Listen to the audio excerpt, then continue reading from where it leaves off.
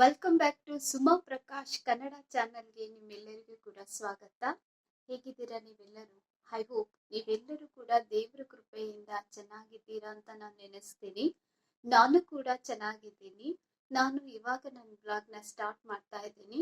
ನಾನು ಒಂದು two 3 days back ತುಂಬಾ ಬ್ಯುಸಿ ಇದ್ದಿದ್ರಿಂದ ನಾನು ಬ್ಲಾಗ್ ಮಾಡಿ ಅಪ್ಲೋಡ್ ಮಾಡೋಕ್ಕಾಗಲಿಲ್ಲ. ಯಾಕಂದ್ರೆ ಮಕ್ಕಳಿಗೆಲ್ಲ ಕ್ರಿಸ್ಮಸ್ ಹಾಲಿಡೇ ಇರೋದ್ರಿಂದ ಮಕ್ಕಳೆಲ್ಲ ಮನೆಯಲ್ಲೇ ಇದ್ದಾರೆ. ಸ್ವಲ್ಪ ಕೆಲಸ ಜಾಸ್ತಿ ಇದ್ದಿದ್ರಿಂದ ನಾನು ಬ್ಲಾಗ್ ಮಾಡ್ಲಿಕ್ಕೆ ಆಗಲಿಲ್ಲ. ಅಂಡ್ ಒನ್ಸ್ ಅಗೇನ್ ಎಲ್ಲರಿಗೂ ಕೂಡ wish you happy Christmas day. ದೇವರು ನಿಮ್ಮೆಲ್ಲರಿಗೂ ಕೂಡ ಆಯುಷು ಆರೋಗ್ಯವನ್ನು ಕೊಟ್ಟು ಹೇರಳವಾಗಿ ಆಶೀರ್ವದಿಸ್ಲಿ. ಮತ್ತೆ ನಾವು ಈ ವರ್ಷದ ಕೊನೆ ತಿಂಗಳಲ್ಲಿ ನಾವಿದ್ದೀವಿ. ದೇವರು ಹೊಸ ವರ್ಷವನ್ನ ತರ್ತಾ ಇದ್ದಾರೆ. ಎಲ್ಲರಿಗೂ ಕೂಡ ಒಳ್ಳೆ ಒಳ್ಳೆ ಆಶೀರ್ವಾದಗಳನ್ನ ದೇವರು ಕೊಡುವಂತರಾಗ್ಲಿ ಅಂತ ದೇವರನ್ನ ಪ್ರಾರ್ಥಿಸ್ತೀನಿ. ನಾನು ನನ್ನ ಬ್ಲಾಗ್ ಅಲ್ಲಿ ಇವತ್ತು ಯಾವ ವಿಷಯನ ಡಿಸ್ಕಸ್ ಮಾಡಬೇಕು ಅಂದ್ಕೊಂಡಿದ್ದೀನಿ ಅಂದ್ರೆ, ಮಕ್ಕಳಿಗೆ ಲಂಚ್ ಬಾಕ್ಸ್ ವಿಷಯವಾಗಿ ನಾನು ಡಿಸ್ಕಸ್ ಮಾಡಬೇಕು ಅನ್ಕೊಂಡಿದ್ದೀನಿ. ಯಾಕೆ ನಾನು ಇವತ್ತು ನನ್ನ ಬ್ಲಾಗ್ ಅಲ್ಲಿ ಈ ವಿಷಯನ ಹೇಳ್ತಾ ಇದ್ದೀನಿ ಅಂದ್ರೆ, ನಾನು ತುಂಬಾ ಸರಿ ಅಬ್ಸರ್ವ್ ಮಾಡಿದ್ದೀನಿ. ಕೆಲವರೆಲ್ಲ ಮಕ್ಕಳಿಗೆ ಶಾರ್ಟ್ ಬ್ರೇಕ್ ಅಂತ, ಲಾಂಗ್ ಬ್ರೇಕಿಗಂತ ಒಂದು ಬಿಸ್ಕೆಟ್, ಬ್ರೆಡ್ ಅಥವಾ ಕೇಕ್ ಮಿಕ್ಸರ್ ಹಾಕಿ ಕೊಟ್ಬಿಡ್ತಾರೆ. ಇದರಿಂದ ಮಕ್ಕಳಿಗೆ ತುಂಬಾನೇ ಹೆಲ್ತ್ ಇಶ್ಯೂ ಆಗೋ ಚಾನ್ಸಸ್ ತುಂಬಾನೇ ಇರುತ್ತೆ.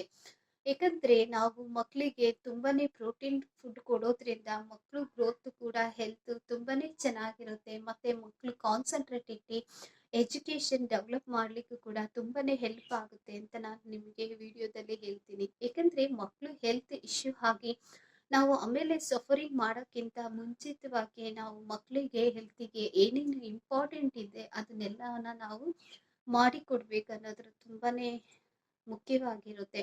ಅದಕ್ಕೆ ಎಲ್ಲ ಅಮ್ಮಂದಿರಿಗೆ ನಾನು ಹೇಳ್ತಾ ಇದ್ದೀನಿ, ಮಕ್ಕಳಿಗೆ ಶಾರ್ಟ್ ಬ್ರೇಕ್ ಆಗಿರ್ಬೋದು ಅಥವಾ ಲಾಂಗ್ ಬ್ರೇಕ್ ಆಗಿರ್ಬೋದು, ನಾವು ಸದಾ ಮನೆಯಲ್ಲೇ ಕುಕ್ಕಿಂಗ್ ಮಾಡಿ ಕೊಡೋದ್ರಿಂದ ಮಕ್ಕಳು ಹೆಲ್ತ್ ತುಂಬಾನೇ ಚೆನ್ನಾಗಿರುತ್ತೆ ಅಂತ ನಾನು ಈ ಬ್ಲಾಗ್ ಅಲ್ಲಿ ಹೇಳಲಿಕ್ಕೆ ಇಷ್ಟಪಡ್ತೀನಿ.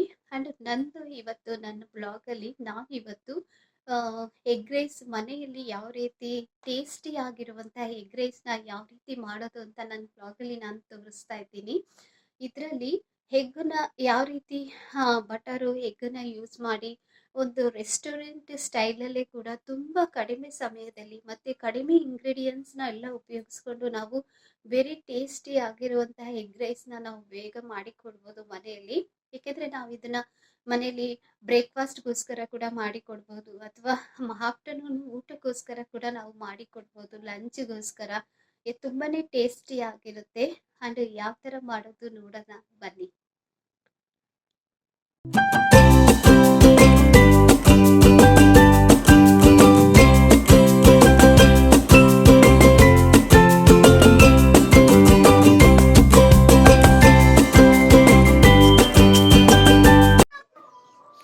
ಎಗ್ ರೈಸ್ನ ಮಾಡೋದಕ್ಕೆ ನಾನು ತಗೊಂಡಿರೋ ಇಂಗ್ರೀಡಿಯೆಂಟ್ಸು ಆನಿಯನ್ನು, ಟೊಮೊಟೊ, ಕ್ಯಾಪ್ಸಿಕಮ್ಮು ಮತ್ತು ಕೊತ್ತಂಬರಿ ಸೊಪ್ಪನ್ನ ತಗೊಂಡಿದ್ದೀನಿ. ಅದನ್ನು ಸಣ್ಣದಾಗಿ ಕಟ್ ಮಾಡಿರಬೇಕು. ಒಂದು ಕಡಾಯಿಯಲ್ಲಿ ಅದು ಹೀಟ್ ಆದಮೇಲೆ ಸ್ವಲ್ಪ ಆಯಿಲು ಹಾಕಿ, ಅದು ಹೀಟ್ ಆದಮೇಲೆ ನಾನು ಎಗ್ ರೈಸ್ ಮಾಡಲಿಕ್ಕೋಸ್ಕರ 10 ಎಗ್ಗನ್ನು ನಾನು ಇಲ್ಲಿ ತೊಗೊತಾ ಇದ್ದೀನಿ. 10 ಎಗ್ಗನ್ನು ನಾನು ಒಂದು 6 ಮೆಂಬರ್ಸ್ ತಿನ್ನೋದಕ್ಕೆ ಬೇಕು. ಸೊ ಅದಕ್ಕೆ ನಾನು 10 ಎಗ್ಗನ್ನು ತೊಗೊತಾ ಇದ್ದೀನಿ. ಕಟ್ ಮಾಡಿ 1 by 1 ನಾವು ಹಾಕ್ಕೊಳ್ಬೇಕು.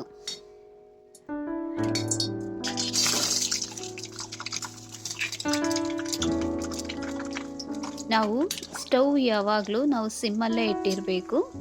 ಈ ಥರ ಹಾಕಾದ್ಮೇಲೆ ಸ್ವಲ್ಪ ನಾವು ಅಪ್ ಆ್ಯಂಡ್ ಡೌನ್ ಮಾಡಬೇಕು ಎಗ್ಗನ್ನ.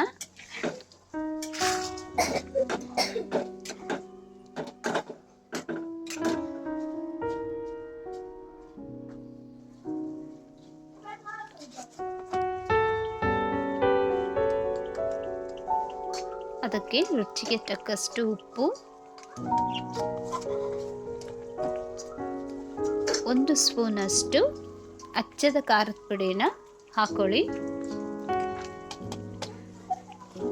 ಮತ್ತು ಒಂದು ಅರ್ಧ ಸ್ಪೂನಷ್ಟು ಚಾಟ್ ಮಸಾಲನ ಆ್ಯಡ್ ಮಾಡ್ತಾ ಇದ್ದೀನಿ ನಾನು.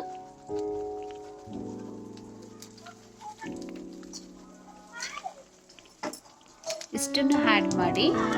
ಬೇಕಂದರೆ ನೀವು ಪೆಪ್ಪರ್ ಕೂಡ ಹಾಕ್ಕೊಳ್ಬೋದು. ನಾನು ಪೆಪ್ಪರ್ ಹಾಕಿಲ್ಲ. ಇದರಲ್ಲಿ ಹಾಕಿ ಅದನ್ನು ಅಪ್ ಆ್ಯಂಡ್ ಡೌನ್ ಮಾಡಿ ಸ್ವಲ್ಪ ಫ್ರೈ ಮಾಡ್ಕೊಳ್ಬೇಕು. ಎಗ್ ಹಸಿ ವಾಸನೆ ಎಲ್ಲ ಹೋಗಿ ಅದು ಗೋಲ್ಡ್ ಕಲರ್ ಬರೋ ರೀತಿಯಲ್ಲಿ ನಾವು ಫ್ರೈ ಮಾಡಿಕೊಂಡು ಸೈಡಲ್ಲಿಟ್ಟು ಒಂದು ಕಡಾಯಿನ ಬಿಸಿ ಮಾಡ್ತಾ ಇರಬೇಕು. ಆ ಕಡಾಯಿಗೆ ನಾನು ಬಟರ್ನ ಹಾಕ್ತಿದ್ದೀನಿ.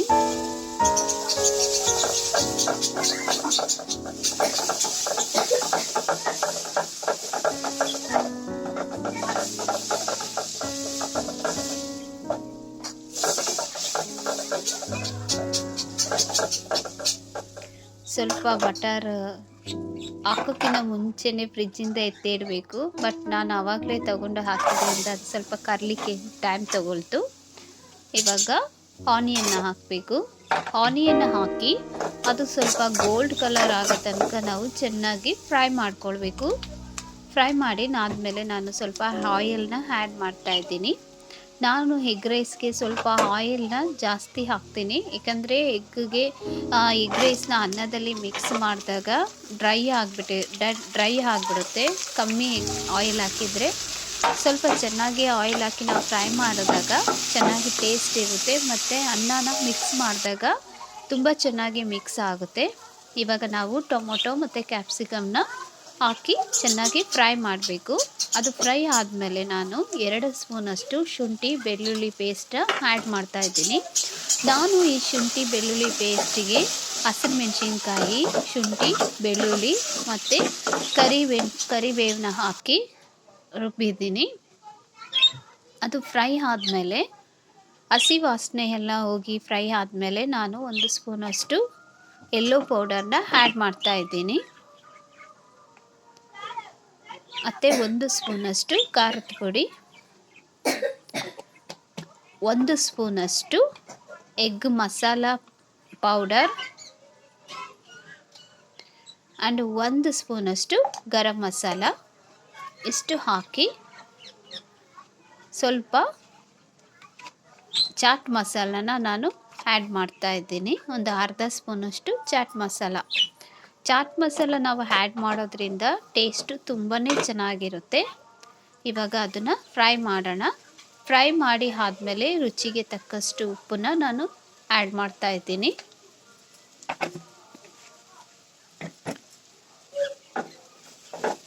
ಯಾವಾಗಲೂ ನಾವು ಸಿಮ್ಮಲ್ಲೇ ಇಟ್ಟು ನಾವು ಫ್ರೈ ಮಾಡಬೇಕು. ಹಿಟ್ಟೆ ಆದಮೇಲೆ ನಾವು ಈಗ ಎಗ್ಗನ್ನ ನಾನು ಆವಾಗಲೇ ನಾವು ಫ್ರೈ ಮಾಡಿಟ್ಟಿರುವಂಥ ಎಗ್ಗನ್ನ ಆ್ಯಡ್ ಮಾಡ್ತಾ ಇದ್ದೀನಿ. ಅದನ್ನು ಚೆನ್ನಾಗಿ ಮಿಕ್ಸ್ ಮಾಡಬೇಕು. ಈ ಥರ ಅಂದರೆ ನಾನು ಸ್ವಲ್ಪ ದಪ್ಪ ಥರ ಇರೋ ಥರನೇ ಎಗ್ಗನ್ನ ನಾನು ಫ್ರೈ ಮಾಡಿಟ್ಟಿದ್ದೀನಿ. ಸ್ಮಾಲ್ ಪೀಸ್ ಮಾಡಿದರೆ ನನಗೆ ಇಷ್ಟ ಆಗಲ್ಲ. ಮಕ್ಕಳು ಕೂಡ ತಿನ್ನೋದಕ್ಕೆ ತುಂಬಾ ಚೆನ್ನಾಗಿರುತ್ತೆ. ದಪ್ಪ ಎಗ್ಗನ್ನ ನಾವು ಮಾಡಿ ಇಟ್ಟಾಗ ಅಂದರೆ ನಾವು ಜಾಸ್ತಿ ಚೂರು ವಾಯ್ಸ್ ಮಾಡಬಾರ್ದು. ದಪ್ಪಗಿದ್ರೆ ತುಂಬ ಚೆನ್ನಾಗಿರುತ್ತೆ, ಮಕ್ಕಳು ತಿನ್ನೋದಕ್ಕೆ ಟೇಸ್ಟಿಯಾಗಿರುತ್ತೆ. ಅನ್ನದಲ್ಲಿ ಮಿಕ್ಸ್ ಆಗೋದ್ರಿಂದ ಸ್ವಲ್ಪ ದಪ್ಪು ಸೈಜಲ್ಲಿದ್ದರೆ ಎಗ್ ತುಂಬಾ ಚೆನ್ನಾಗಿರುತ್ತೆ.